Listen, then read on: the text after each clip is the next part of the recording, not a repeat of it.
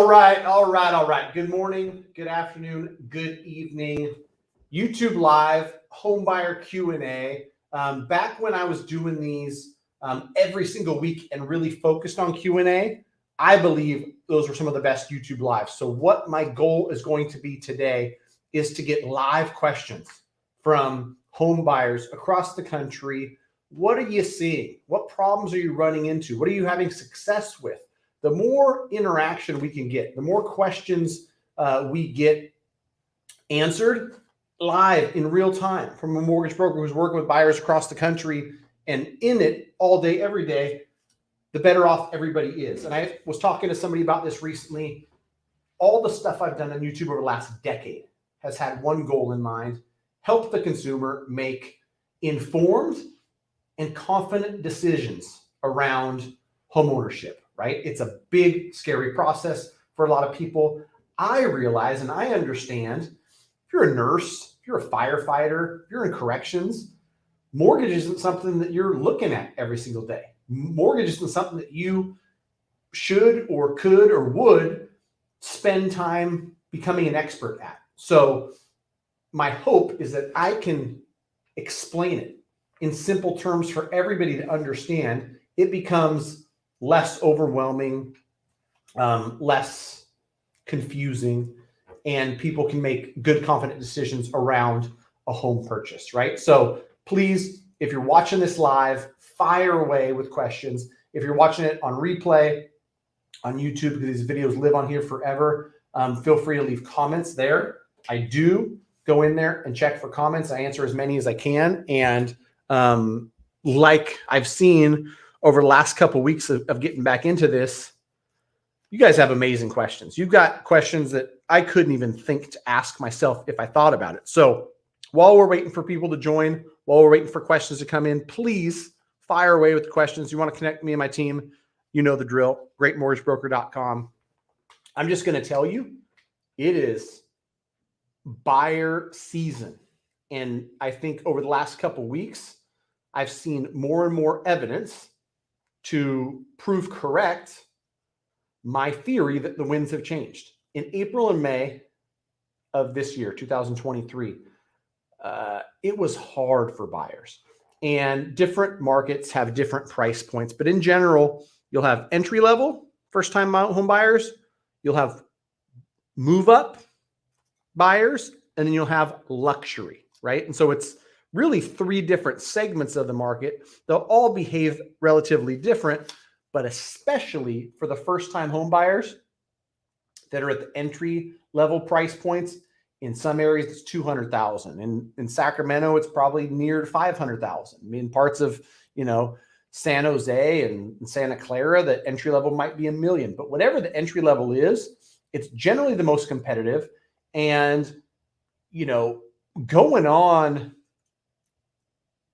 call it 4 years in a row, 2020, 2021, 2022, 2023, the spring buying season has had way more buyers and way more demand than it's had supply. So it's been competitive. Was 2023 as competitive as 2021? Probably not. But still, it was pretty wild to see something listed, knowing that interest rates have changed dramatically over last year, and knowing that some demand, some buyers had pulled out to still have 8, 10, 12 offers, to still have stuff listed at $499, sell for $540, some of the contingencies removed. That was wild. And really, it was kind of heartbreaking for some first-time home buyers that were like, all right, we did it. We're ready to make the leap. We're pre-approved up to $500,000. We're ready to roll.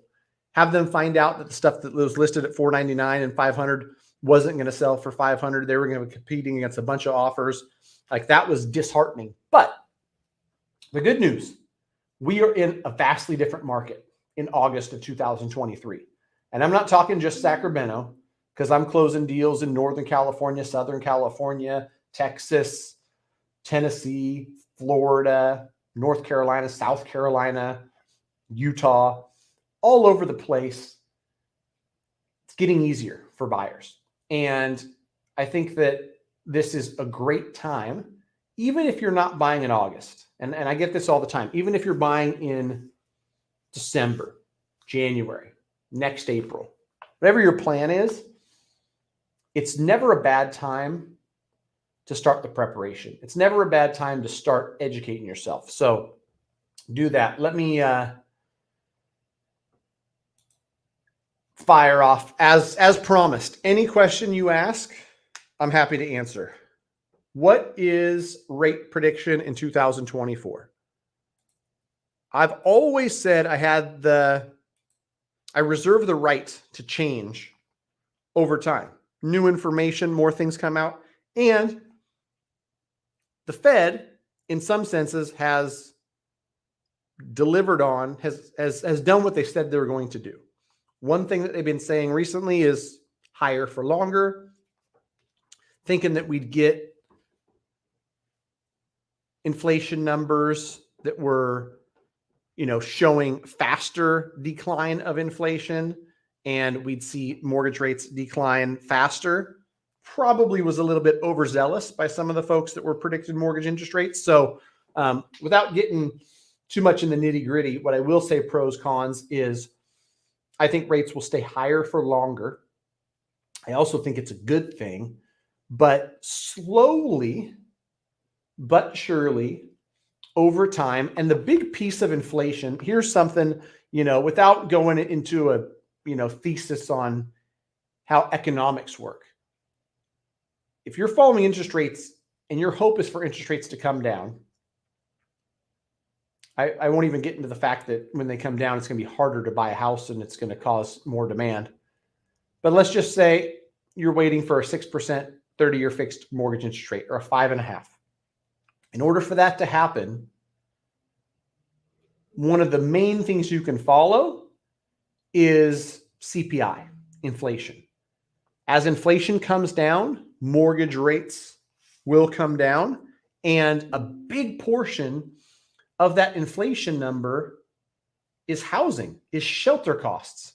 And because of how the numbers are calculated and shelter costs lag, right? If rents are coming down and people are in 12-month leases, do you think that we're going to see declining rent prices from a month ago in our data? No, it's going to take a year for all of that to sort out. So, that along with some other stuff that's baked into inflation means that there's a little bit of a lag effect. And so knowing that component of inflation that is shelter costs is and will continue to come down tells me that inflation, CPI, will also come down, which leads it to Fed's policy in 2024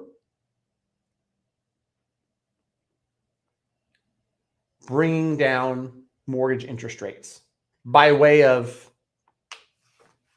Fed funds rate and how that trickles down to the long-term debt. So holy crap, that was a long explanation. Now for some predictions. First quarter 2024, high sixes, pros, cons. By the end of the year, low to mid sixes. And so, higher for longer. I don't think, people should expect to see a 5.5% interest rate in 2024. I think we'll get there, but I think it might be 18 to 24 months out. Might be mid to late 2025. And those of you that are waiting for 3% interest rates, the answer is probably not in your lifetime.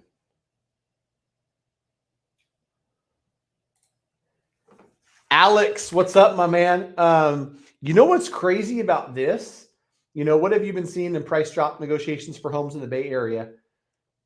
For nice parts of the Bay Area, I'm seeing the opposite. And this is the crazy part about the higher interest rate environment, demand being down, is if you've got an area that's in high demand, and this is another one too, Alex, where my advice is going to be like, man, it depends, right? Somebody lists a house for 2 million that should have been listed at 1.7, and then they get it in contract at 1.8. Did it go for 200,000 less than list, or did it go for 100 grand more than it should have been listed at? Right? Because list price is really just a number that the seller and their agent pick, right? It doesn't mean anything. And so realistically, in the nice parts of the Bay Area, some of the San Jose, Mountain View areas where we've gotten stuff in contract recently, it's been pretty tough. It's been at list. It's been above list price. And there's not a lot of homes for sale. And honestly, for the Bay Area, $1 million is the entry level. So,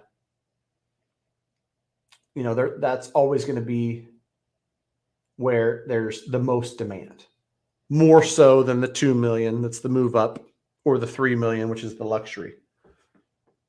Wish I had better news for you, man. But, yeah, it's better than it was in May. I know that.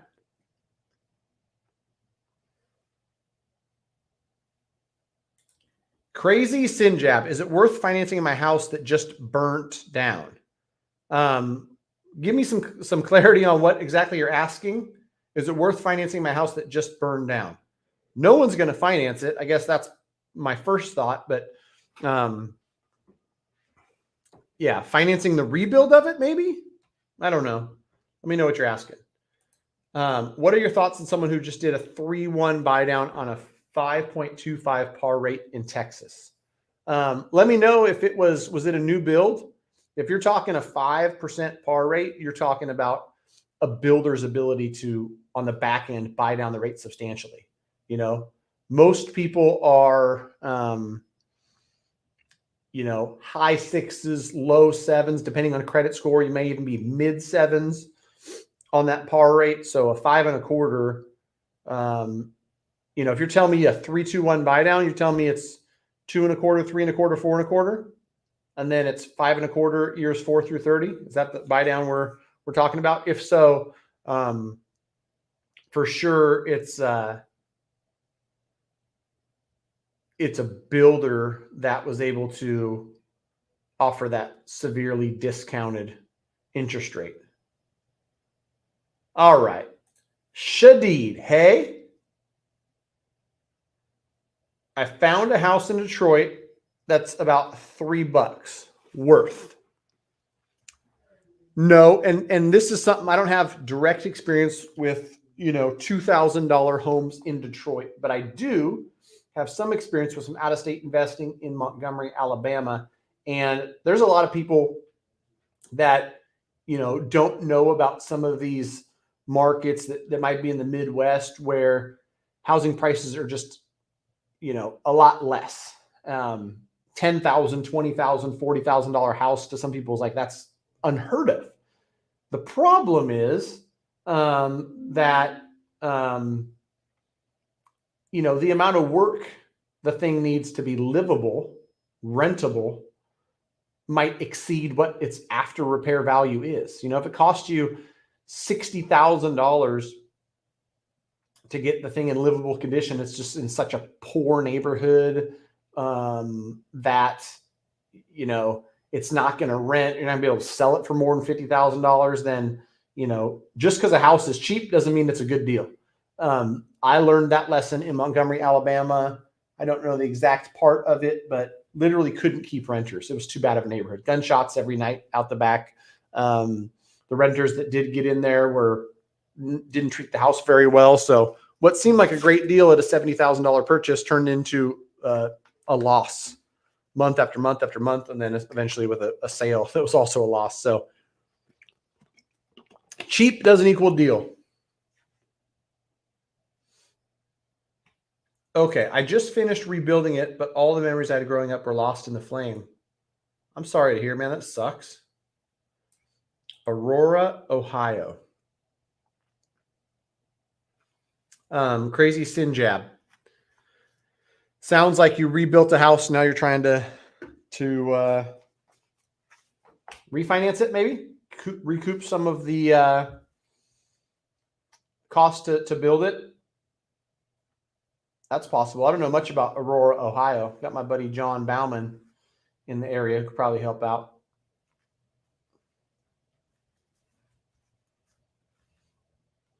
All right, Brizzle.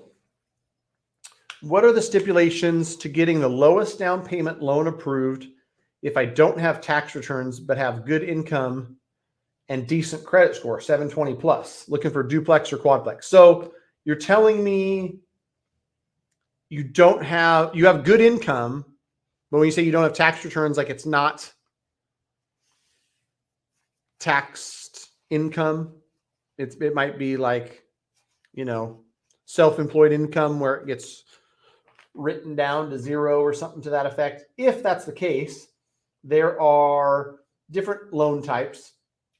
Some of them are bank statement loans where you got $40,000 a month in deposits from your business.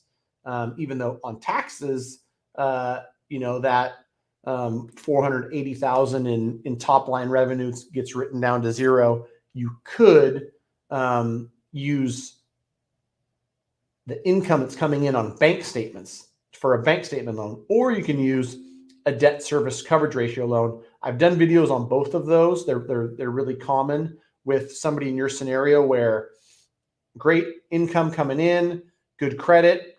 I would say you're not going to find those with low down payments. Those types of loans are going to have 20% down minimums. If you're looking for a duplex or a quadplex, you're probably looking at 25, 30% down. There's just nobody that is going to have any sort of products like that with less than 20% down, to be completely honest.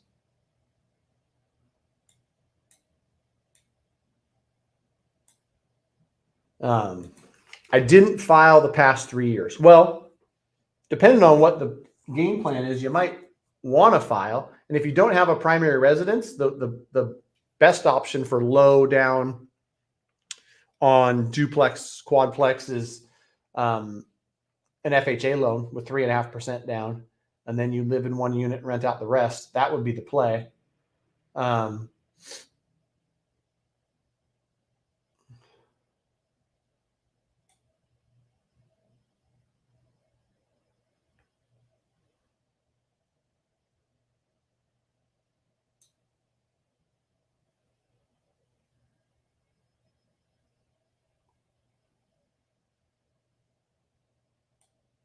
I'm just reading some of the funny comments. Sorry, guys. I got distracted. Crazy Sinjab and Shadid are having fun in the comment section. So enjoy yourselves. New build deal dates back to March. FHA duplex unit, live in one, rent out the other. I'm skeptical we'll see any lower rates than 5 in the next 3 to 4 years.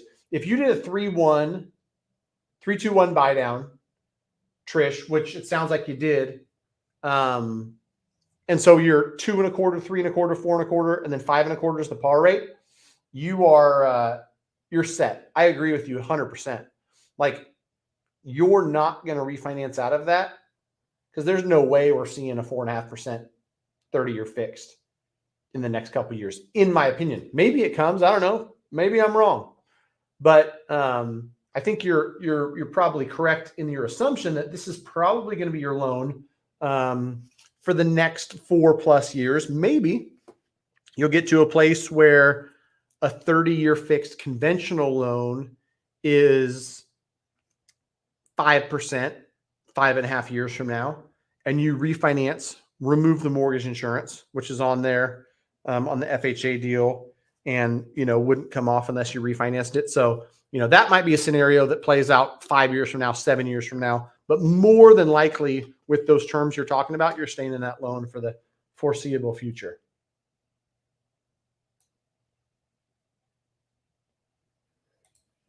Yeah, do that. File those taxes, Brizzle. Once you do file them, greatmortgagebroker.com. You know where to go. We'll help you figure it out. See if you're approved for FHA, because that'd be the play for 3.5% down.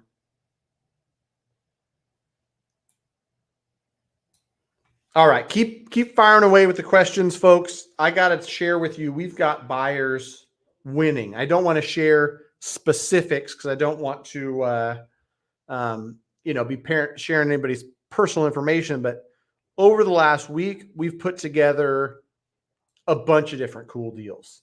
Credits for a 2-1 buy down, another one credits for a 1-0 buy down, another one we've got reduction of the list price, stuff that I think for some of these first-time home buyers that would have gone $40,000 above ask just 3 months ago, the buyers being able to go in there, be the only offer, get their offer accepted at a price that they're comfortable with, like that's a win. So lots of buyer wins. I'd love to hear from folks if you're actively in the market, what you're seeing, what kind of advice you're getting from any real estate agents that you're currently working with, and whatnot. We did see a green day in mortgage, in case anybody wanted to know.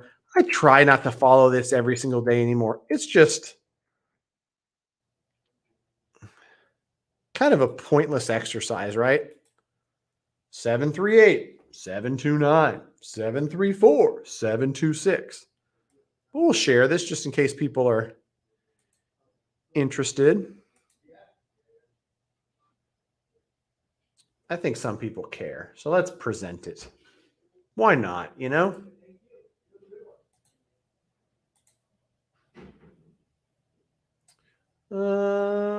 Chrome tab, window, ba-boom. There's the 30-year fixed rate. Here's the fun part, guys. Last October, 737. This was the first time rates have been this high, in 20 years. We're talking last October, November.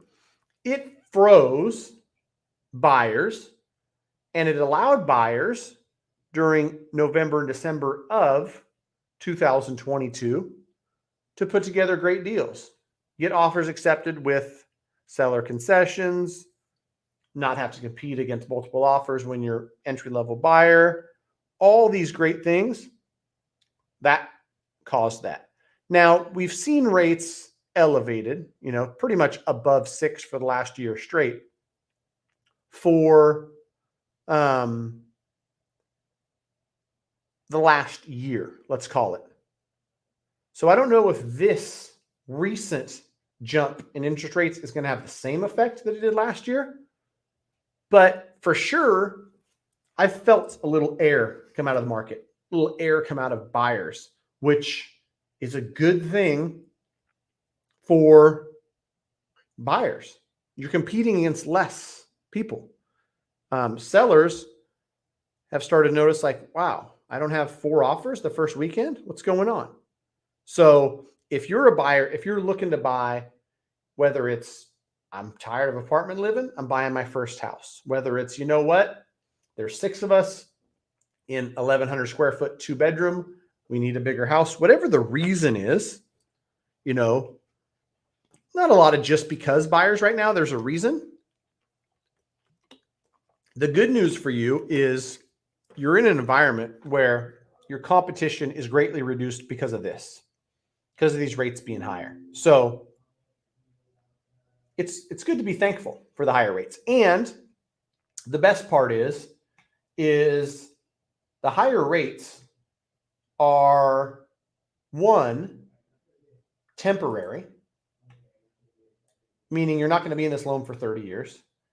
And 2, you can do creative stuff. And I think it's probably worthwhile to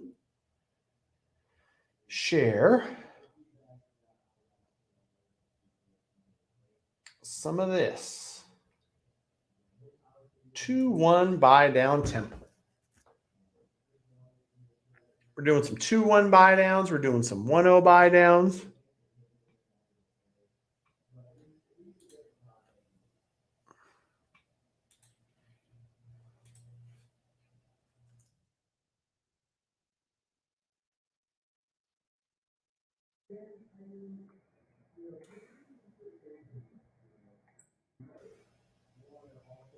All right, here's a random scenario. This isn't an offer to lend. NMLS number 1088. 993, but just rather to show you what we're working with over here. Let me see if I can.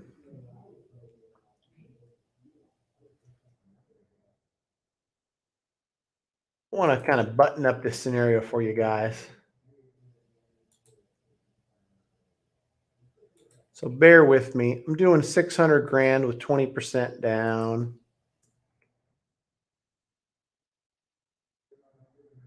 11-1. 11-1. Just putting together a scenario. It'll give you guys a good idea of some of the cool things you can do when you're like, man, this ain't fun. Rates are a little bit higher. Have no fear. Creative structure is here. Oh, I'll get some hate for that in the comments for sure.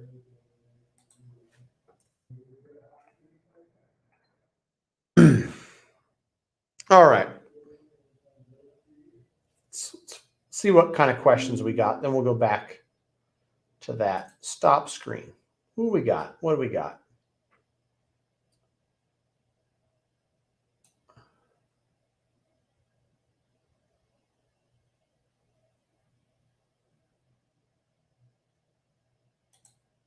Could the FHA be transferred over? Should I decide to move out? This is a great question. And got a lot of discussion around assumable loans. FHA loans, yes, assumable. Is it easy? Is it fast?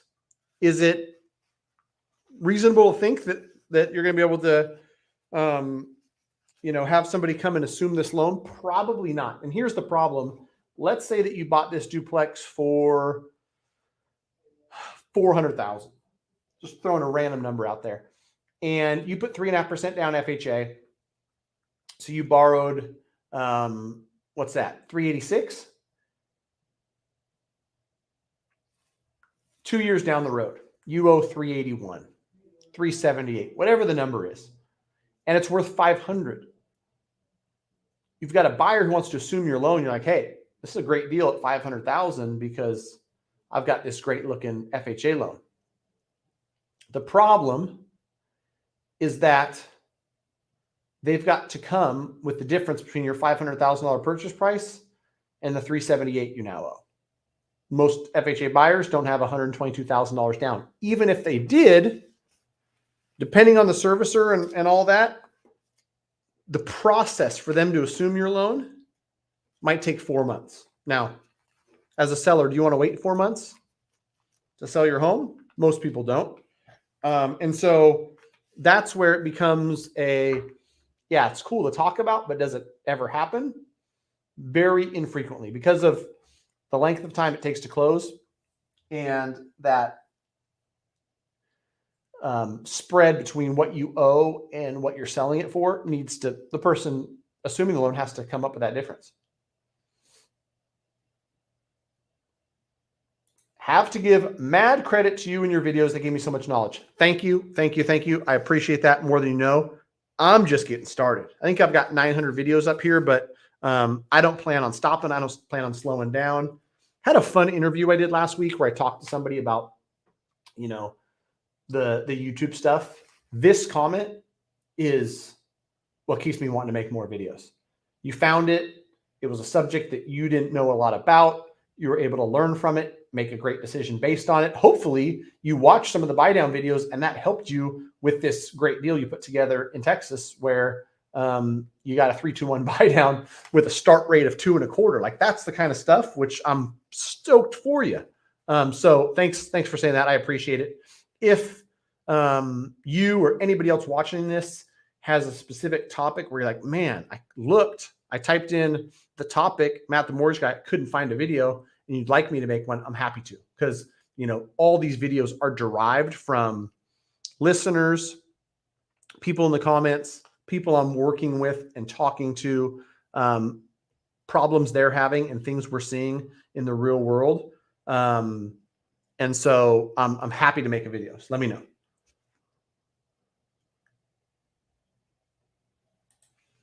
Great question, Chris. Did rates top, right? And I was showing the graph where we had 7.49 on the 22nd, which was what, last Wednesday? And we've seen them come down. The real answer is who friggin' knows? But they should be near the top. A lot of things, inflation and CPI being one of them, the volatility, which causes a big spread between the 10-year treasury and the 30-year fixed rate mortgage, everything about the factors that are keeping rates elevated are starting to get stripped away, meaning we should be at or near a top. The Fed, we don't know if in September they're going to hike again. A lot of people think it's a no hike. And so a no hike partnered with some, dovish talk from Jerome Powell and the Fed is going to allow rates to slowly start to creep down. Coming into next year when they start talking about their first rate cut, that's going to be good for interest rates. And so if you were to ask me if we'll pop back above 7.5 and I had to bet one side or the other, I'd bet no. I'd bet we are done with that. Like people that are talking about 10% mortgage interest rates, I just don't see a scenario where that is anywhere near likely.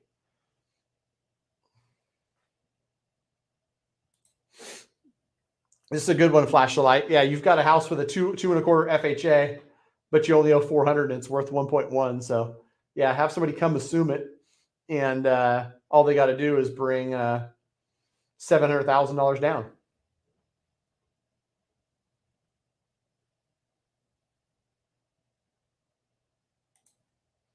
How often are you seeing 3-2-1 buy down versus 2-1?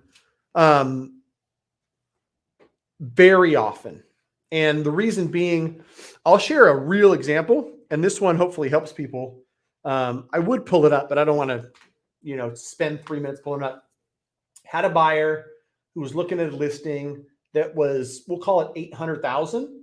And at this $800,000 purchase price, we looked at 3-2-1 buy down. We looked at 2-1 buy down. And I told them, in order to get the 3-2-1, 3% lower in year 1, 2% lower in year 2, 3% lower in, did I do that backwards? Real example.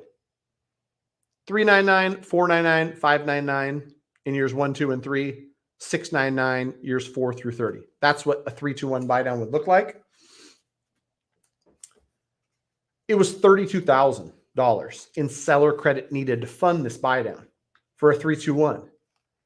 For just the 2-1, where they'd go 499, 599, and then years 3 through 30 or 699 fixed, it was only $16,000. So that's a long-winded way to answer your question, Cali Boss, but the answer is 2-1 by far.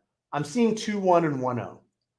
And, a 3-2-1 is great if you can get it. It's a little bit of a unicorn. And if rates turn in the next 18 to 24 months, I think a 2-1 gets you through just fine. So it might not be needed. Glover, how's it going? Do banks allow you to pay an upfront fee for no PMI if your down payment is 10%? Yeah, for sure. Everybody can do this, Glover, and you just want to make sure that it makes sense, because there's two different ways to do it. There's basically a buyer paid, mortgage insurance buyout, where let's say you're putting 10% down. The good news is 10% down loans, mortgage insurance is not expensive.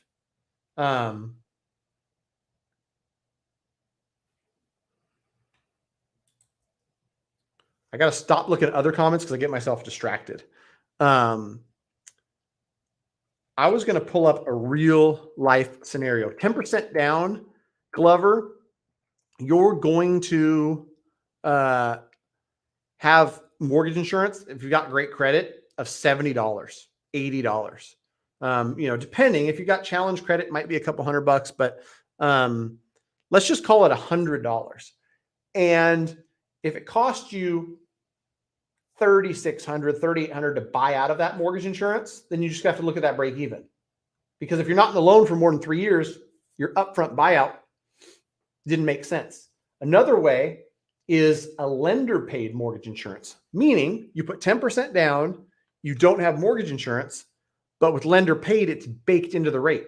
So no $100 mortgage insurance, but with your mortgage interest rate, instead of a 6.99, you've got a 7.25, which is $100 more per month.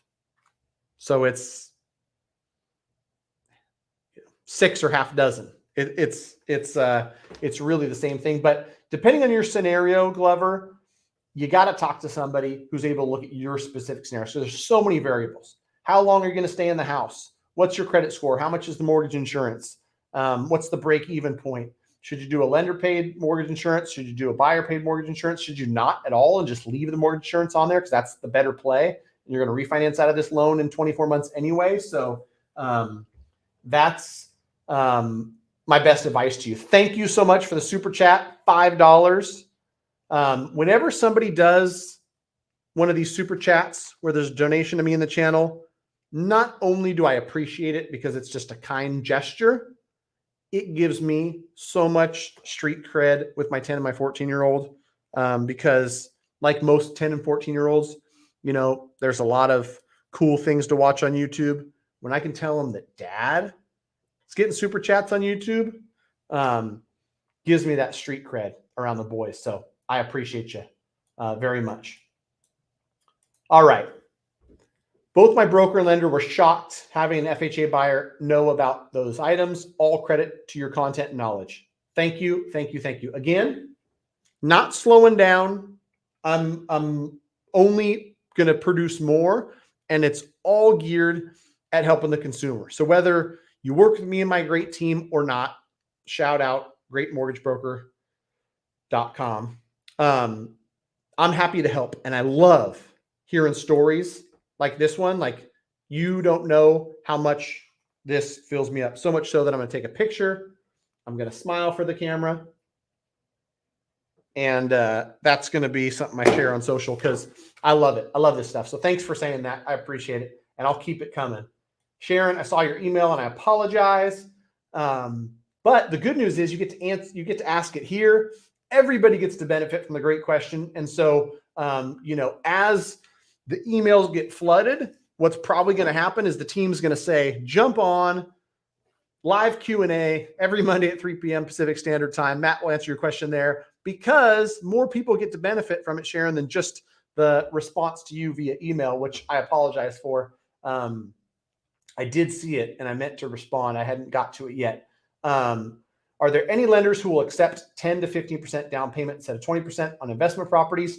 I do remember your email, and I won't share your personal information, but a lot of people want to conserve capital for one reason or another. So I understand not wanting to put a bigger down payment down, whether that's financial security and money in the bank, saving up for the next investment property, a lot of different reasons, including your personal one, Sharon, which I won't share.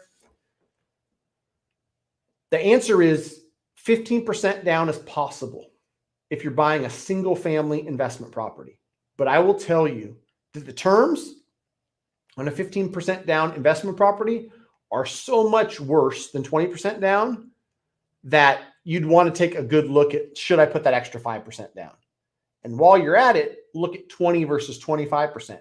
Because on an investment property, 25% is the sweet spot. 25% is where you're going to get the best rate at the lowest cost, especially side by side versus the 20% and the 15% down.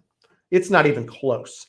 If you looked at 25% versus 15% on a single family residence, I might even do the scenario later and create content out of it because I think that's a good thing to look at.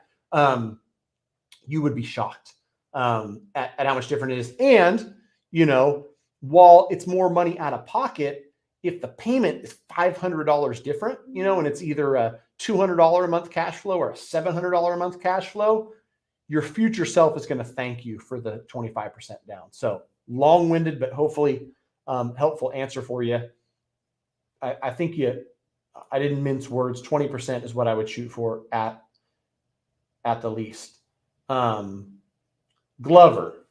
on an 800K home, if you were looking at 800K with 10% down, that was what I was basing in my head. Mediocre credit. Well, middle of the road, probably 720 credits, probably $100 a month in mortgage insurance. I could probably price it right now.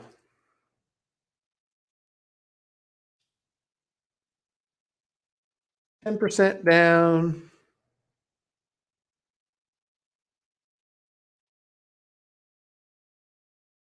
Yeah, I mean, if you've got great credit, the mortgage insurance is going to be so little that you probably just want to roll with it. Because here's the thing. If you've got a 4-year break even, your mortgage insurance is either going to get refinanced out of before that, or you're going to be close enough to it falling off naturally that it's probably not worth it. $800,000 purchase, 10% down. My best lenders, and again, I've got other lenders with higher mortgage insurance. My best lenders, the mortgage insurance is only $90 a month. So yeah, wouldn't make a ton of sense in most cases to buy out of that. I'm looking to see where I would be at. I'd be at about $5,000 to buy it out.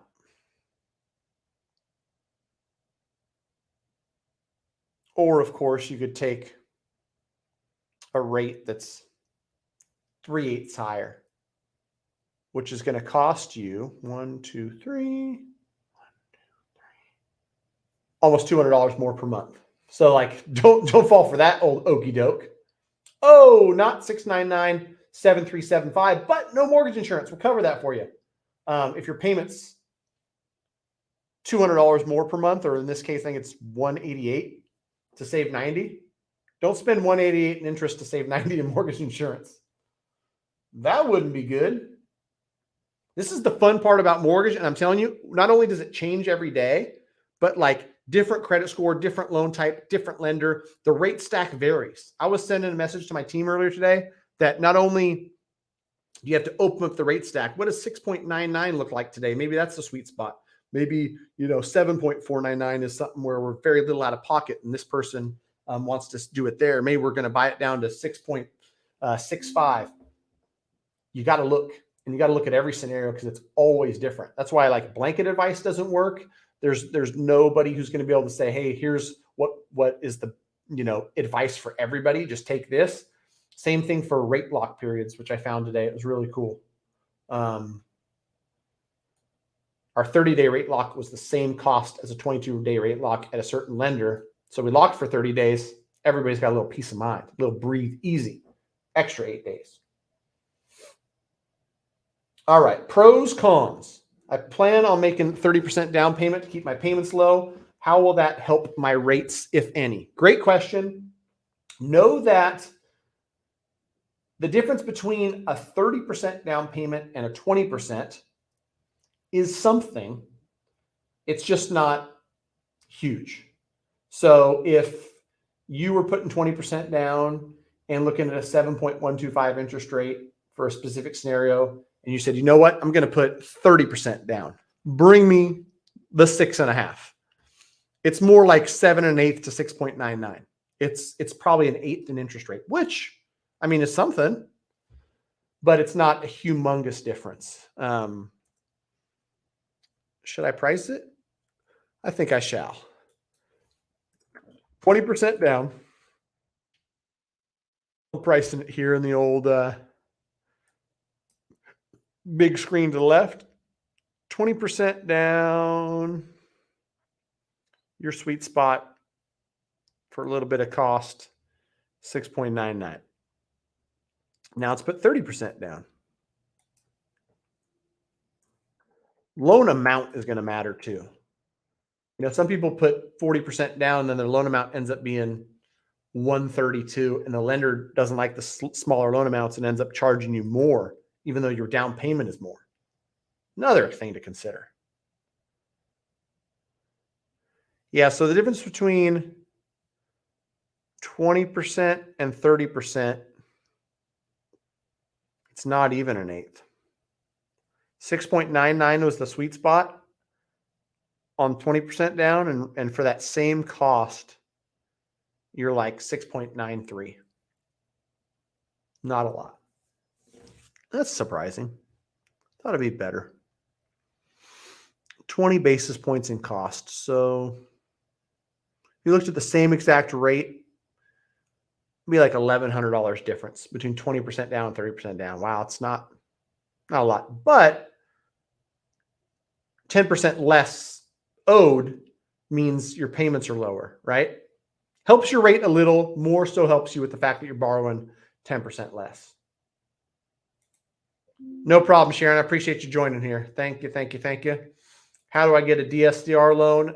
Double question mark. Can you help me with the DSCR loan? I wish I got like more, I wish I got paid for the comments, because then Andre Green would be hooking me up.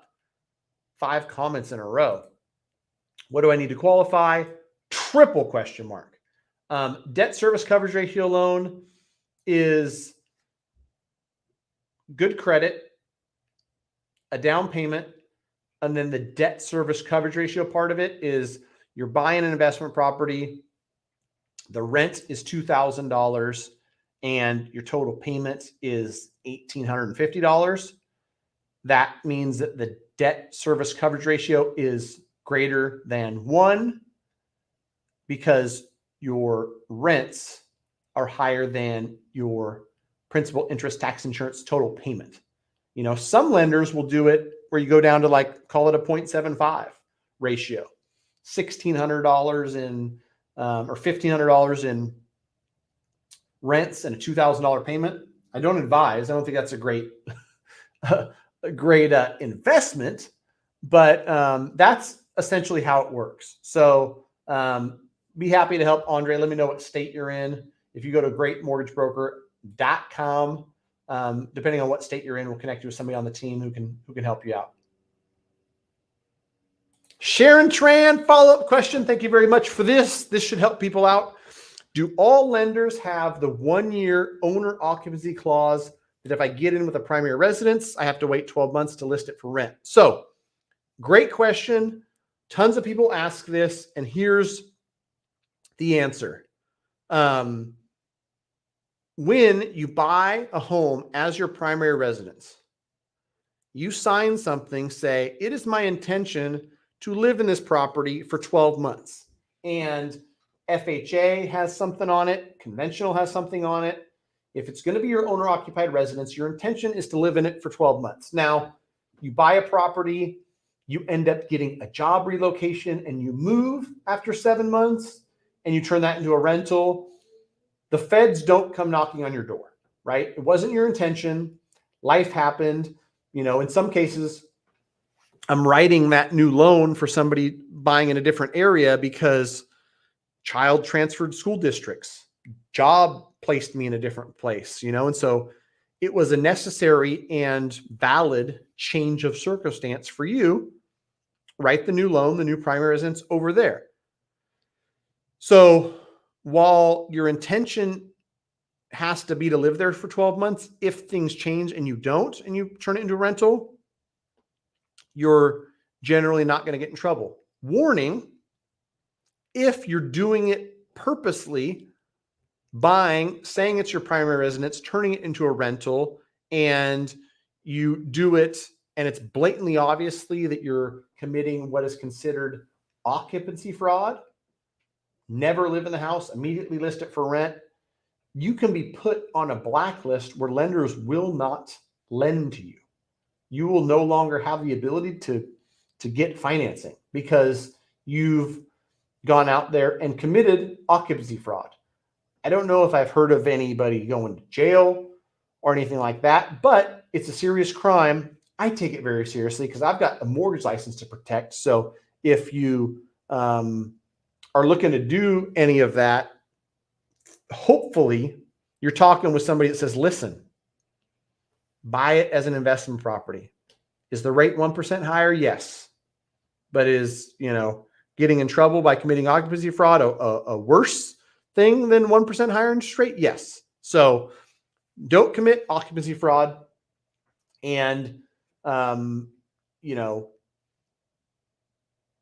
buy the home with the financing that matches the intended use.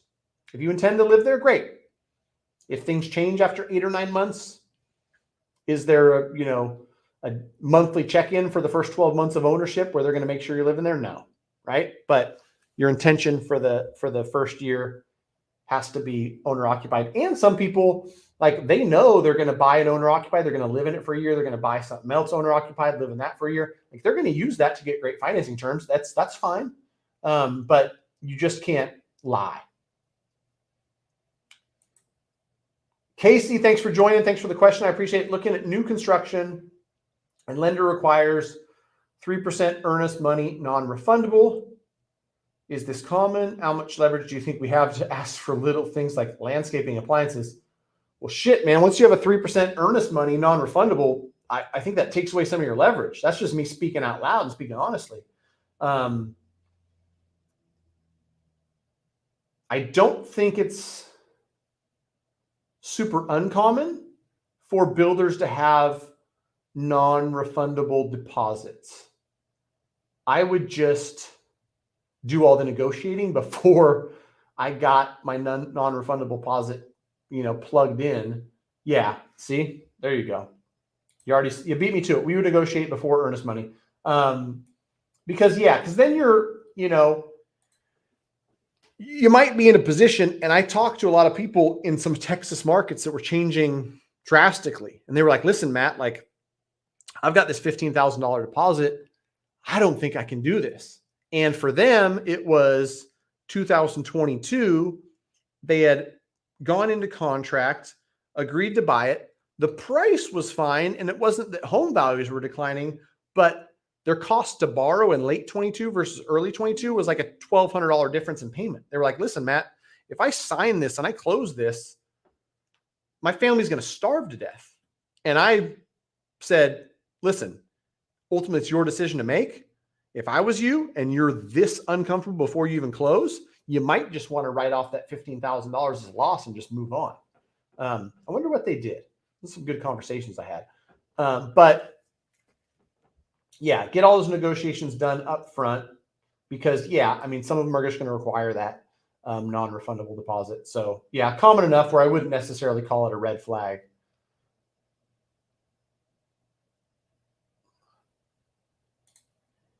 Hey, Sharon, it's not a lender thing.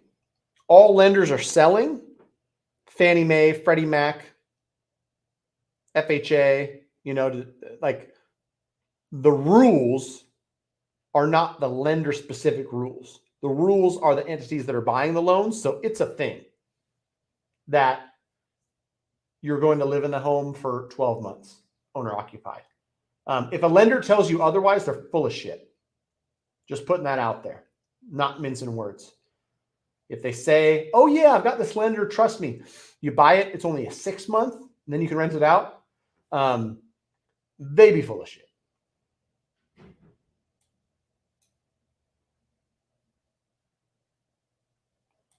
Is it a good time to move to be a move-up buyer? I am able, but not sure if I'm willing. My living expenses will increase, but my DTI will be 25. This is a great question, pros, cons, and it's really very specific to the individual. The pros about being a move-up buyer is you've got way less competition. But the cons are for even a small move-up, and let me pull up an Excel spreadsheet so I give you real numbers. Like, I talk to people that are buying, their move-up property for $850,000, and they're putting 20% down. So $680,000. If you slap a 6.75% interest rate on that 680, and you're in California, so we got 1.25% property taxes, homeowners insurance is probably $1,600 to $1,800 a month on that price house. you've got an all-in payment of $5,400. Now, if you live in a house that's worth $500 and you're looking to move up to that $850, who knows when you bought it, but you might owe $350. Your payment might be $1,800. So $1,800 to $5,400, boy, that is a step up, right? That's what they call a tripling. Your mortgage payment tripled.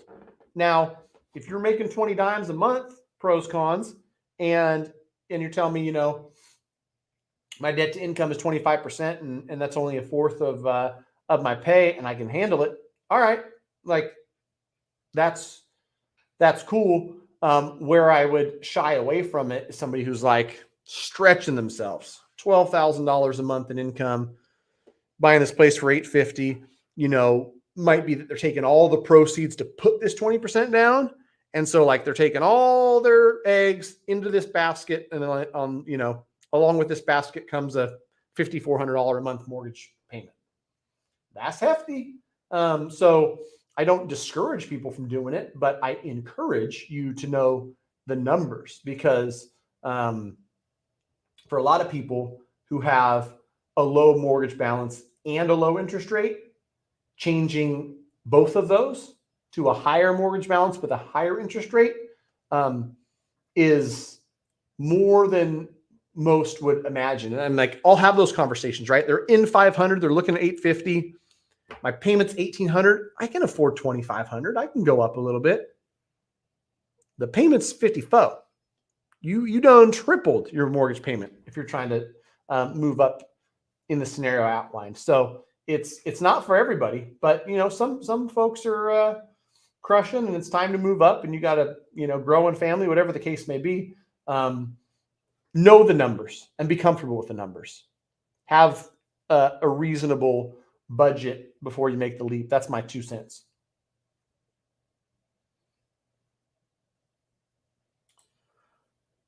All right, Carrie, can I ask my lender for a discount or money at close for going with them? If so, what is reasonable? Well, it's different at different builders. Some builders are going to give you that discount from the seller to use their in-house lender. Others might not, but make sure that the in-house lender,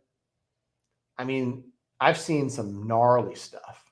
I had one recently where I'm doing a deal and the in-house lender was like basically telling my buyer, use the broker you've worked with in the past because we're not even close.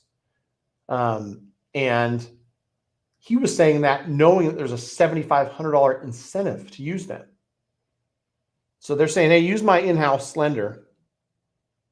That in-house lender knows it's $15,000 more expensive to use him. And he's saying, listen, you don't even need the $7,500 credit. Just you go use your buddy Matt, the mortgage guy, and you're going to save more that way. So they're always going to, you're allowed to get financing with whoever you want.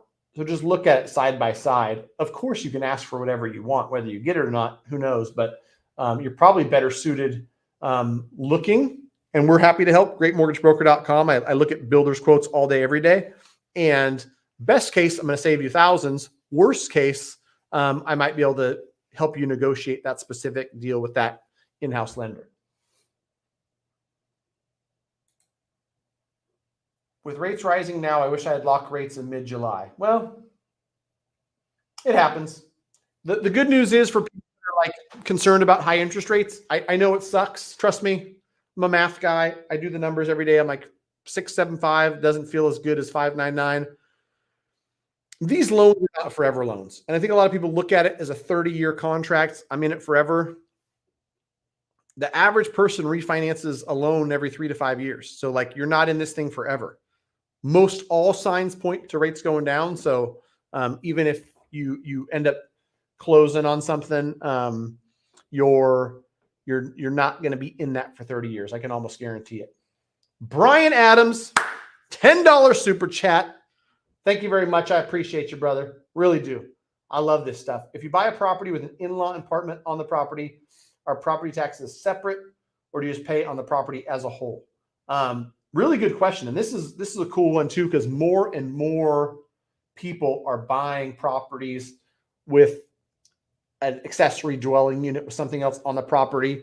From everything I've seen, Brian, and you can double check me on this, the property tax is going to be inclusive of everything, right?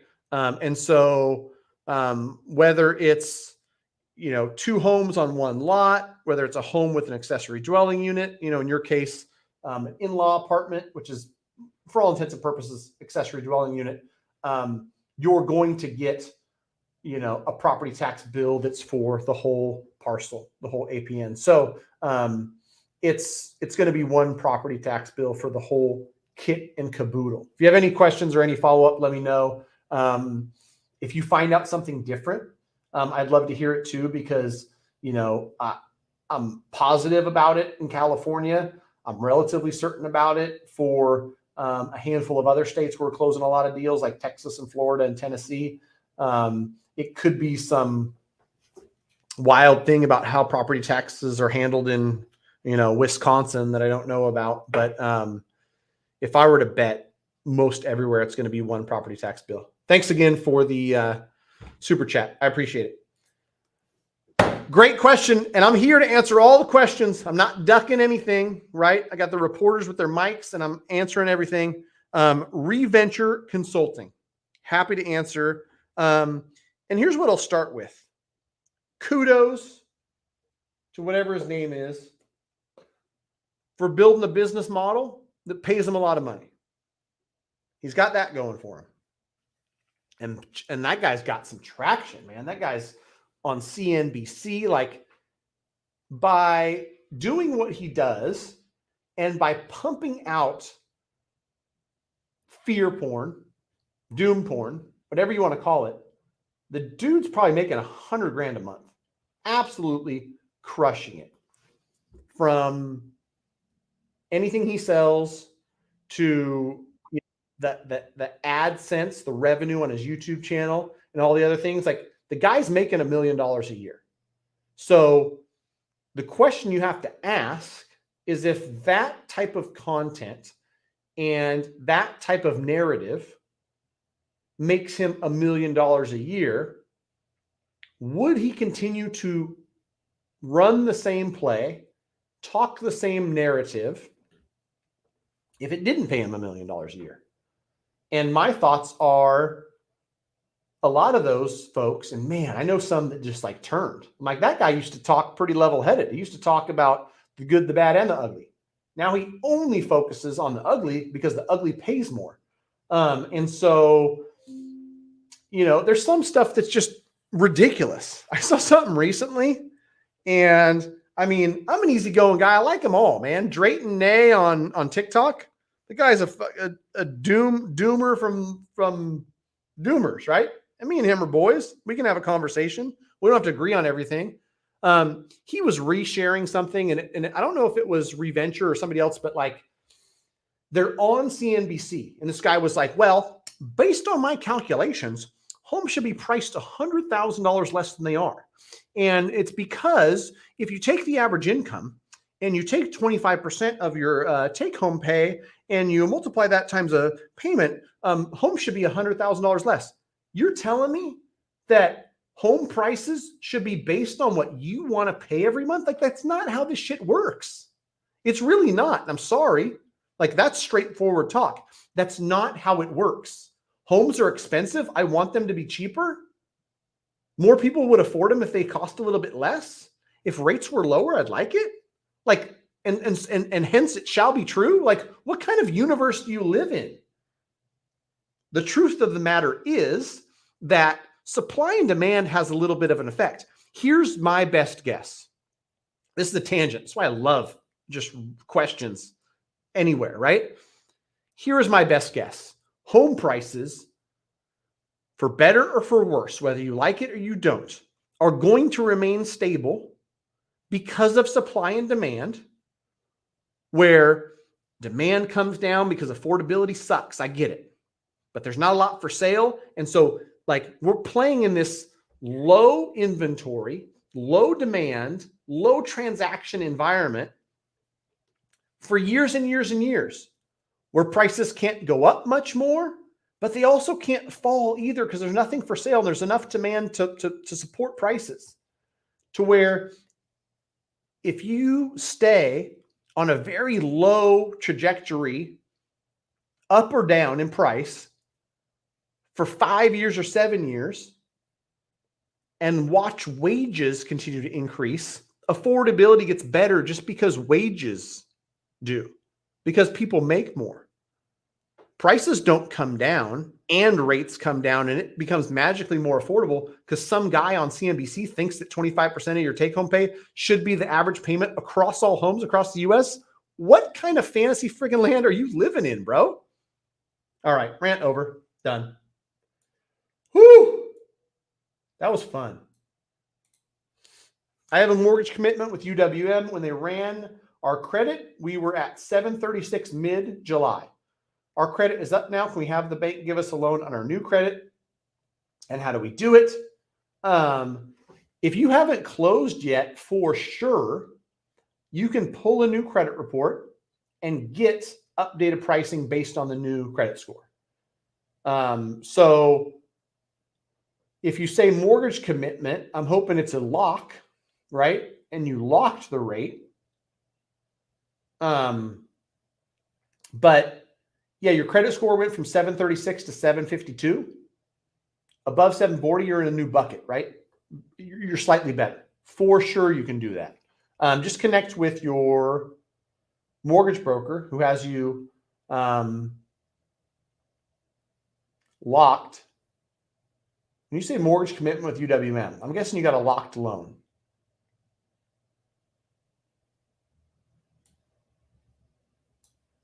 Rich 777. What is your advice for new loan officers? Man, I'm going overtime. I don't think I missed anybody at 4 o'clock. Oh, mercy. I do got to get to work, folks. I really do. Busy Monday. We got a couple loans to submit. New loan officers. Get better every day. Learn. Grow. Get around people that are doing things at a high level. Soak up every bit of knowledge you can from everybody you interact with, right? And you get around people that are doing things at a high level, it's going to rub off, you know? You get around enough loan officers that are sharing best practices. Here's how I communicate with real estate agents. Here's what I do to add value to them. So I'm not asking for their business. They want to send it to me because I'm a valuable asset and resource to them. Here's what I do in networking meetings where I'm going around trying to add value to an attorney, a financial advisor, a CPA. And so, you know, creating networks where you're providing referrals and value and they're doing so in return to you and your business. There's 1,000 different things that I can think of that's like specific action points, but the overarching theme is getting better every day. Whether it's getting better because you're pricing 15 different scenarios per day, whether it's getting better, you're watching what's going on in the housing market, you're watching what's going on with interest rates, and you can communicate that in a way that makes sense to people. Whether getting better every day is a specific neighborhood. You're going around and you're learning a bunch about the neighborhood. And, you know, so you're able to pass that information on to your neighbors, your sphere, future clients, real estate agents that work in the area. There's a lot of stuff, but it's about consistency.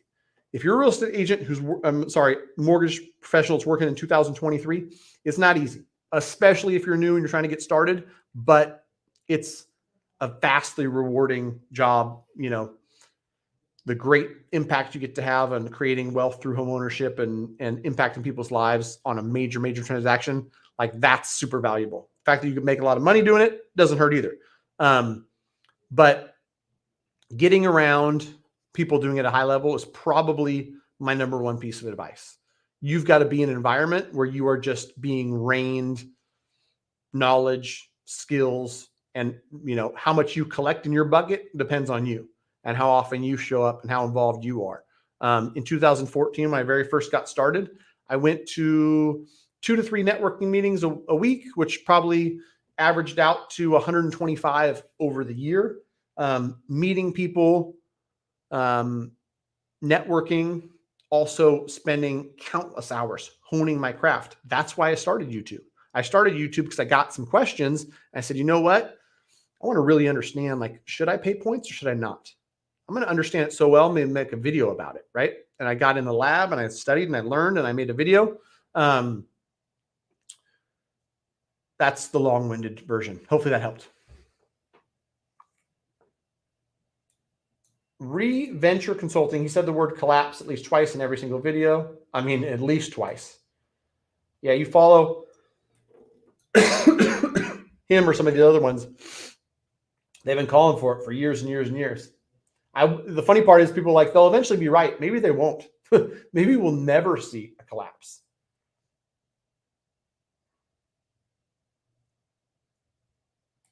Sweet. We're not in Massachusetts yet. We're licensed in 48 states. 2 states we're not licensed in, and Massachusetts is one of them. GreatMortgageBroker.com for everyone else who's in all the other states. All right, couple more, then I got a jam. I'm low on capital for my next rental purchase. It's a bad idea to do a cash out refi on a rental that has no loan currently. Is it better to do a fixed HELOC instead at this time? Need money.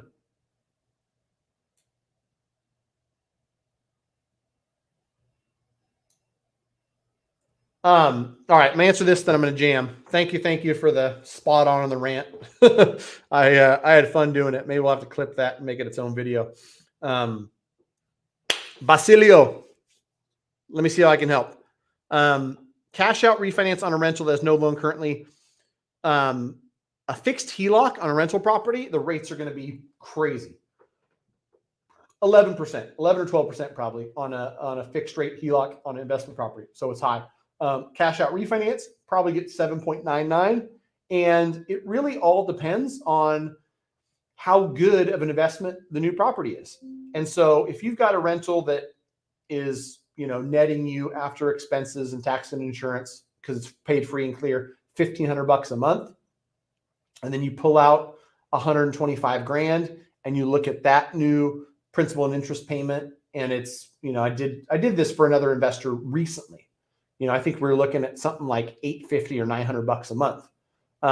If that 125 deployed on another property is allowing you to create more returns than the $900 a month it cost you to borrow the funds, it might well be worthwhile. I mean, there's a lot of cases too where it's like, it allows you to scale and recycle that capital and grow. So I'd be happy to look at those scenarios with you and give you the numbers. I think that's where people really get the clarity that they're looking for is by looking at the numbers. And I'm happy to do so. Any investors I work with, let's look at a scenario. I'll send you the numbers. It's your decision. It's on you. So connect with us, Basilio, if you haven't, greatmortgagebroker.com, or just send an email to team@mtmg.com. You might as well just send it to me. Send it to matt@mtmg.com. I wonder if I got that here. If you've been riding for this long, an hour and 15 minutes, you deserve to just email me directly. Matt, M-A-T-T, @mtmg.com. Thanks for watching. Hopefully this was enlightening. The rant sure was exciting. Have a great day. Till next time, we gonna see.